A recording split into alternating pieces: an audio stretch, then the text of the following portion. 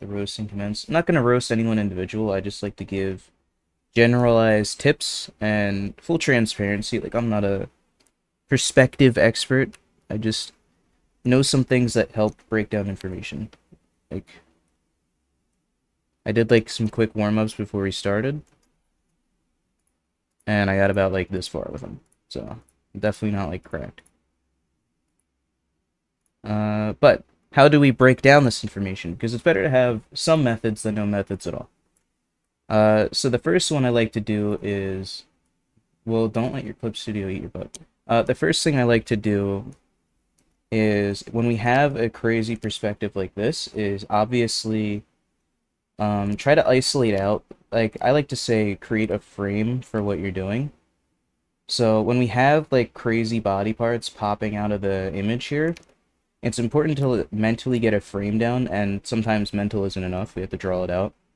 But set up some sort of bounding box that's going to let you know, like, alright, when I'm exaggerating this hand, I need to know how far out this hand's going to go so that I can average out all of the most important information. And when we have this fisheye lens like this, like we have these features super exaggerated, everything within this frame is what we want to pay attention to, and everything within that frame is the most important. So, since we're so close to the upper part of the body, obviously the most important things are going to be the head and the hands, because those are the most exaggerated, and then we have the arms connecting them. So, anywhere at the top of the body where you want to start is going to be important. And if you're drawing over your reference, which I recommend, especially if you're new to this information, first thing you want to start off with is some sort of bounding box, like I said. And again, if you're learning, don't be afraid to manipulate your reference. It's not cheating, it's you learning. So make some sort of bounding box that lets you know how far out all of this is going to go. Again, we're trying to focus on grabbing the most important information. I'm grabbing this arm because it sticks out. On yours, if you just want to like grab the hands here and you like cut it off up here, that's fine too. Like I said, just for general measuring. And then from here, we're trying to get a sense of where things are when we're lining them up. And we want to just break that up and give general guidelines. So you can either think about the curvature of the head and have like curved guidelines, or you can just draw them straight across on the board. But we just want some sort of through line for the head, because that's going to center our image. And then the hands as well. We want to estimate how far over they're going to start and stop. And then from... Actually, you know what? I'll stop there, because we just want to focus on the top for this one. So even if we're not lined up, because if we have this set up, obviously we'd want to move this box over. But if we're eyeballing this and we're just seeing this in our head, when we draw out our own version of it over here, we can use those same guidelines to sort of set our piece up.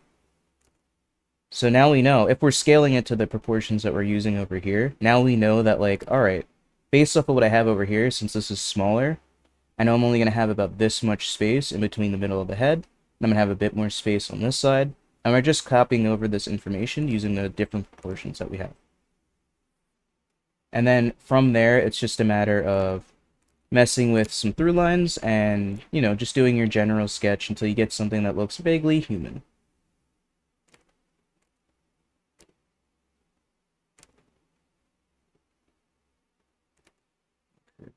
Arms over.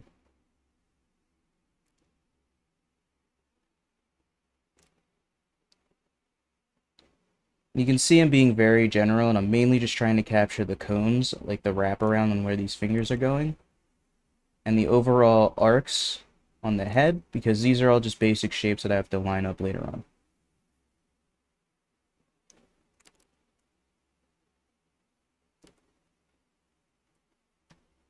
In fact, I'll even probably just chill with this and just move over it. This line. Better curve going.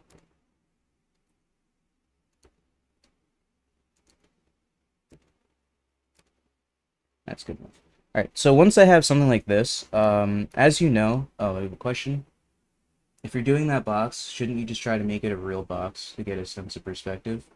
Well, that's another method, and we'll get into that. Because like I said, I think depending on how you break up the information gives you different results, so I'm just sort of taking it like one at a time. But yes, that is a strategy, making an overall box. boxing out the entire figure and then building from there. But as I was saying, like, once I have something set up like this, if we have this sort of angle, everything from here is just what we've been going over in the previous sessions. So obviously from here we have our two strats that we always cover, and that's making our basic mannequin. And how do we make a basic mannequin? Do a couple gesture drawings, and I think you'll get a sense of that. The reason we do gesture drawings is not to torture ourselves, it's not to make art less fun, it's so that we can quickly construct the most basic version of a human being, that we can use later. Like, how we make perspective easier is being able to draw like our little mannequin guy and knowing what shapes we like to use for our figure. And obviously once you get used to like stylizing your work and you have a general sense of what you want, there are different shapes and proportions that you're going to start using, even in your gesture drawing, that are going to start translating over. But like if you can make a basic little guy like this, and this is like super stretched out, but you get my point. Even if you can make like a basic little guy like this and you like the shapes that you're using in it, then you can start moving on to this as long as you keep it simple. So first thing that's most important if you want to start breaking down information is gesture drawing. That's why the first class we did was gesture drawing. And then of course the next important thing is form, because we want to be able to see the roundness in our shapes going up and down the body here. So as I go through this, I would either start connecting it and treating it like a gesture drawing, just trying to make basic shapes all the way through, you know, just making like a basic little outline of like a rib cage, just trying to keep loose and flowy, and then we can go back in and construct it. Or I would try to simplify all the information as generally as possible, and that's when we would like bust out like making the entire thing a cylinder.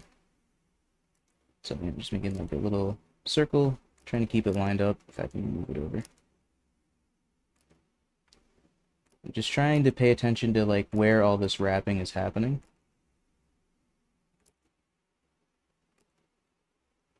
And we're just thinking about parts of the body, like always, as basic shapes.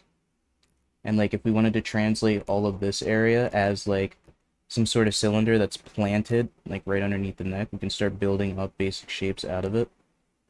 But even if you get like a ridiculous transformer, like we did in the shapes drawing, I think it was like session 3. But you can see how like even if we get like a weird transformer guy with like all these weird like boxes stacking up, later on we can move this information around and just turn it into anatomy. And I think in this one, yeah, that's sort of what I did. I just started with a box, and you can see I just had basic shapes. And especially in the torso, it's just a matter of cutting in until you start getting the shapes you want. And once you have like a weird boxy guy like this, everything is just an outline for finding information. So up here I have the indent for the breast, I have the separation between the hips and the torso, and from there, all that same information is down, and it's just a matter of, you know, curving our lines, getting some shape language that we like, to get it to closer match our reference. So, basic strat with this first one is just have a box to bound out the top of what you're making, and then use gesture or form to travel down the piece. Yeah, the next strat, I'm sure you've seen something like this, where it's just framing your figure inside a box. And very similar, all I did was just stress only using the top of it, especially if we have more of a fisheye lens. This one's a bit more neutral, so things are sort of stacked as we go. But once we have something that's still high angle, still has perspective on it, but things are a bit more uniform. And this works with high angle and low angle. I'm sure you've seen it, like where it's like all of the people in cubes all like rotated around like above and below and like in neutral. But essentially what we want to do for here is we're using this cube to get all of the guidelines for our figure.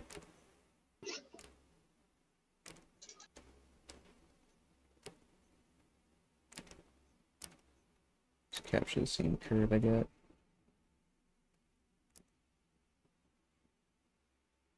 So if we have a box like this, this is telling us two things. One, it's top down because we can see the top plane of this box. And 2, the figure is going out this way to the side. And obviously, for the same reason, we're getting the side of the figure. So whenever we're doing a basic cube construction, we want to line up this cube to our reference. And we want to start with the most basic information. Let me see if I can grab another one here.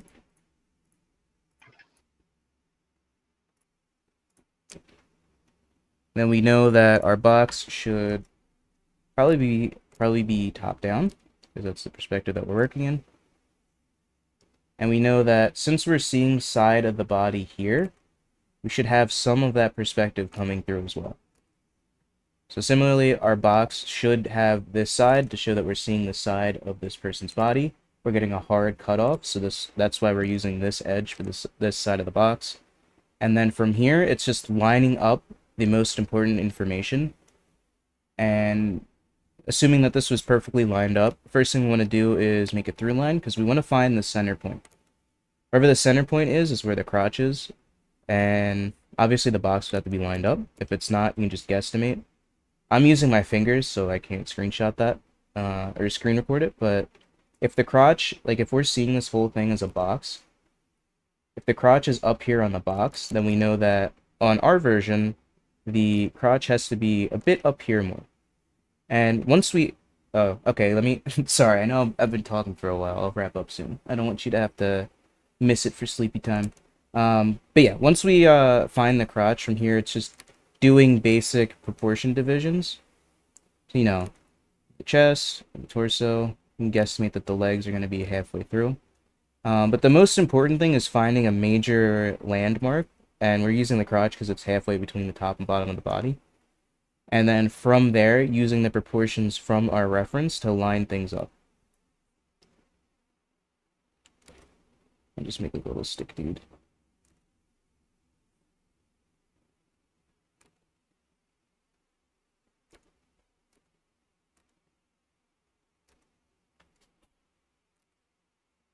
Once again, I'm just going to use circles to get my cylinders, see the perspective of where these legs are going.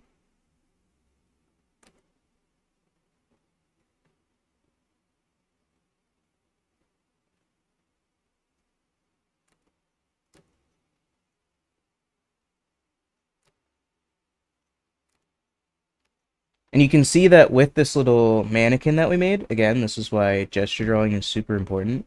With this mannequin, we have the guideline and the skeleton for this entire body.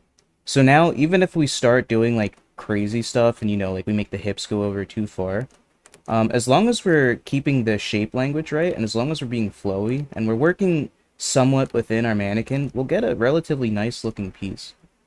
And a lot of you are doing this already on accident, or you already know it. Which is why, like, especially Moth, I was confused on why you weren't as confident. Because, like, as long as you have some basis of this level of understanding, you can make a pretty decent gesture. And I don't think anyone failed at making a decent gesture because, you know, we were doing so many. Hard to make all of them bad. So I don't think anyone failed at this, and I think if you go back and look at your work, and I'm speaking to everyone here, you'll see that there's a lot of this like flow line and shape language going through, because it's hard to do, like, how many do we do? Like 12 drawings from reference without sort of developing your own mannequin and constructing stuff slowly. So don't count your little stick figures, your days of making stick figures out. If you can make a little stick figure, this is the starting point for your mannequin. This is the starting point for your high detail piece.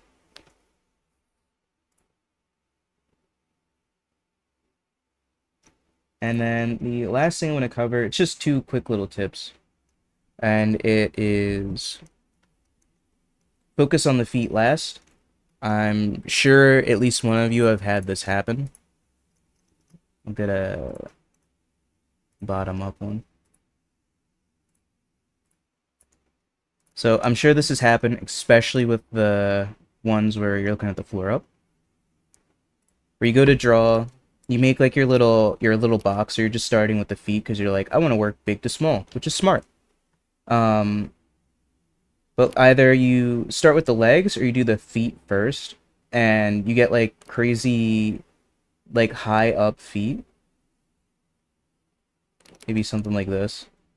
Or you have like your legs that you did first, and like you go to construct the whole leg, and you're like, oh man, I'm killing it, I'm nailing it, I'm making the whole leg here.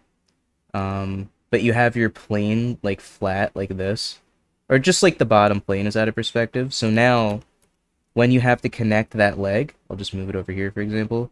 We can't match this foot coming down because we told ourselves that the plane is going up, and we sort of just have to like finagle it, and we get like a really weird shape. We end up making like little nubs, or we end up making like broken little stumps that are like coming forward.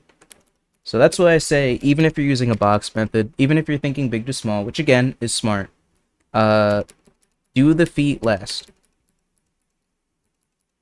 And because all of the important information, unless you're a certain type of artist, which there's nothing wrong with, um, the feet are going to be the last thing that people are looking at.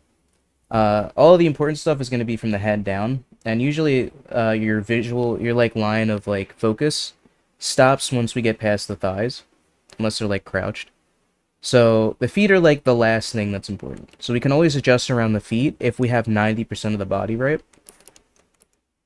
So I know it's tempting in like extreme perspectives to start with the feet, but I'm gonna say do them last because it's way easier to line up the feet when 90% of the body is right than trying to get the feet to work when you only have the legs or you're starting with them, and then we have to finagle all of the more important information to have it make sense with what we have down here.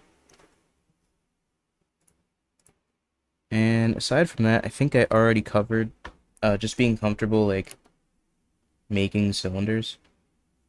And like if we're struggling to see what's happening, just making like little curves or like cylinder marks so we can see like where in perspective this is going back into. And just keeping in mind of like where the horizon line is so we know when we're looking up at an image. So obviously our shapes would have to reflect that we're looking up at something. And when we're looking down at an image.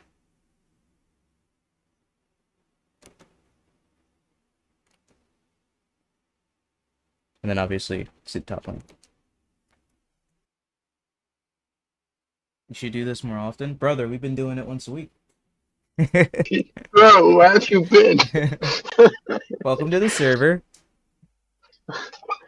It's not fake. We have like a channel to prove it to you. But yeah, this was a set of like 5 little lectures. So we did like studies in the beginning, and then we did a breakdown at the end, like you saw today. Um, all of these 5 were focused around the human form, obviously. The next one, we have to plan that out. So we're gonna go on pause for a couple weeks, maybe a month, and then we'll go back to regularly scheduled programming. Although, because there were requests to do more, we might have some in-between stuff before then. But I'll keep you guys updated as long as you're looking at announcements. You'll see it. Yeah, thank you everyone who showed up to this class. Thank you for the people who have returned. Shout out to Becky for not only being a returning member, but also coming up with the idea for this session. And Don't yeah, forget Ghost. Ghost yeah, is Ghost absolutely. is not We in had for the first. Ghost, we had Nemo in for most of them. He was here earlier. And we have some other returning people like Benji. Glad to see Moth in here. Rory, I think, is a new face. Glad to see you here too. But yeah, guys, thank you so much. Hopefully you guys hop in for the other future classes. I have no recollection of this. I got the DMs to prove it, man. Yeah, I have the chat Yeah, logs. post them. But yeah, I'll update the channel. I'll be sure to link not only everyone's stuff, but we'll also have additional resources, other YouTube videos that I think are useful, and then the references that we used in class. That'll be up tomorrow. But yeah, guys, thanks for showing up, and we'll see you guys in the future.